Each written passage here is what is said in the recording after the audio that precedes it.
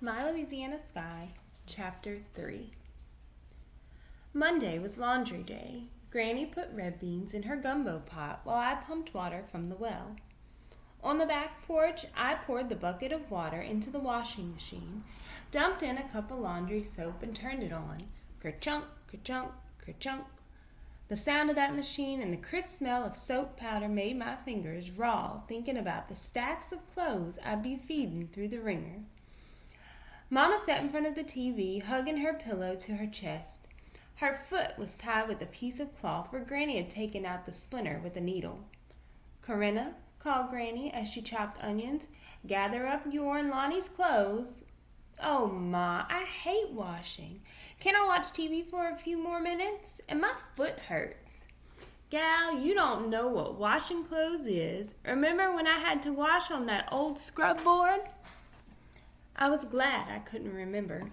Granny was proud of her washing machine with a wringer to squeeze out the water from the clothes. She had bought it second-hand from Mitchell's Appliances. Mama limped on her sore foot all morning.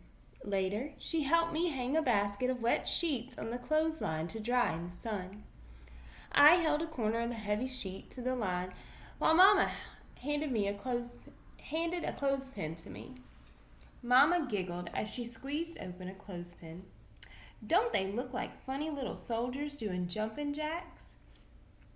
After we finished, I escaped to the tire swing that hung from the huge oak tree in front of our house. I slipped my skinny legs through the tire, pushed off with my bare feet, and looked up at the moss dangling from the branches. Mama was probably back in the house watching television.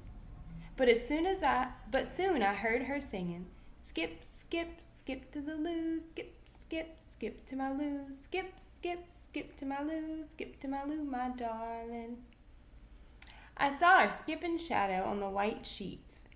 Mama was like the wind blowing gently through the trees as she danced around the sheets, causing them to wave. She must have forgotten all about her sore foot. I wondered how Granny could have had one daughter who was so smart and fancy and another daughter who was happy just being plain simple. As Mama danced and sang, I remembered how we played dolls together when I was younger, pretending we lived in fairyland. We wore crocheted doilies on our heads for hats, drank magic tea from honeysuckles, and called the dead pine needles gold. Now I felt like I was growing up past her. I was 6 when I first realized Mama wasn't the same as other mothers. One time she had played hide and seek with me with my Sunday school class after church. We were all laughing, having a good time, running barefoot through the grass in our best dresses. I remember thinking I was lucky to have a mother who would play games. Then a few minutes later, she started crying when she couldn't find us. Later, I asked Granny why Mama had cried. Her face went white and she told me to run along and play. I never asked Granny about Mama again. But over the years, I learned that Mama was like a child, happy when everything was going fine, upset if something stopped her fun. That afternoon, Jesse Wade Thompson walked down our dirt road toward the house with a bat and mitt in his hands. He didn't have to spend any time outside feeding chickens, cutting grass, or working in his daddy's nursery. He only went outside to play. "Want to hit a few?" he asked, smiling so big his dimples made tiny valleys on his cheeks. "Nope," I said, trying to ignore the tingling in my right hand, the same feeling I got every time I went up to bat. "Tiger Ann, I have never seen a day when you didn't want to play baseball. What changed your mind?" "I'm giving up the game," I said. "Just a silly old game anyway," my stomach grumbled. "What?" he said. The word came out squeaky like a bicycle wheel that needed oiling. "You can hit the ball further than anybody in Seder. Or is that it? Have you lost your golden swing?" "Of course not." He swung the bat so clumsily I wanted to yank it from him and show him how to do it right. "That's it, isn't it? Tiger Ann Parker has lost her golden touch." I knew he was trying to trick me, but my blood boiled anyway. "Don't be silly," I said. You know I can outbat you left-handed." "I'm not so sure about that anymore." "Yep. After all, if you could still make the ball fly, you'd prove it right here and now." I grabbed the bat from him one last time. I'd get baseball out of my system, and Jesse Wade would know it was my choice to leave this dumb game behind. "Where do you want me to aim?" His dimples appeared again, and he pointed toward the chicken yard and the pasture. "Right out there." I took my position and spat at the ground.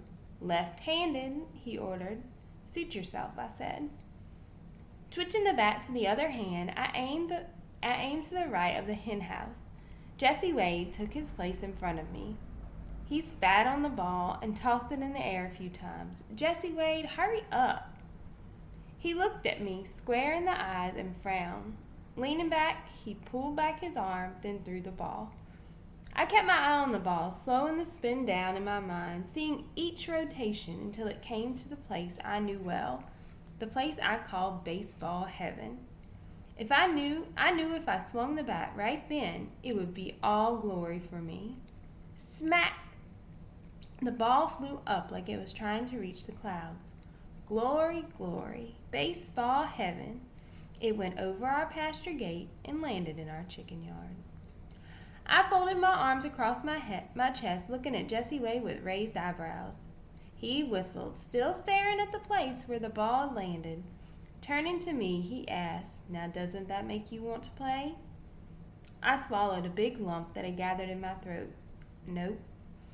I turned and ran toward the chicken yard to fetch Jesse Wade's ball. "Nope," Jesse Wade hollered. "What do you mean, nope?" "Jesse Wade, a girl has to grow up sometime."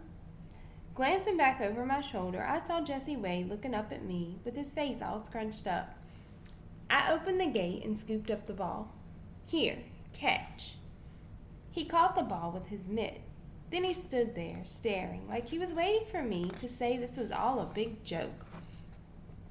I have to go inside and help Granny with the wash. Underwear and colored clothes were waiting. But the real reason I had to leave was I couldn't stand the sight of that bat. It was calling for me. Right after supper, Mama and I had plopped on the floor to watch the news when we heard Rudy, our rooster, and the hens clucking away like they'd seen a fox. Granny hollered, "What in tarnation?" Daddy grabbed his rifle and we all headed outside. Rudy and the hens raced beyond the chicken yard, their wings flapping wildly. Pluck, pluck, pluck, pluck. Mama flapped her arms and chased them. Pluck, pluck, pluck, she copied. The chicken yard gate was wide open. My stomach sank. I had left the gate open when I went after Jesse Wade's ball. Daddy dashed inside the hen house, followed by Granny and Mama. I stood there waiting in the dust, my heart pounded in my ears. "Where's them baby chicks?" Mama cried, following Daddy and Granny out of the hen house. "Possums must have got 'em," Daddy said. Mama whimpered. I knew she was thinking about those helpless yellow critters crying peep peep as possums carried them away. I knew she was thinking about it because that's what I was thinking about too. Granny looked at me. "Do you know anything about this?" Daddy stared at the ground as if he were feeling my pain. My stomach flip-flopped. "Yes, ma'am. I'm afraid I left the gate open this afternoon." "Then I'm afraid," said Granny, "you'll have to pay me back 24 chicks." As we ran around the pasture in the dark, catching Rudy and the hens, I couldn't help thinking this was one more good reason why I should never play baseball again.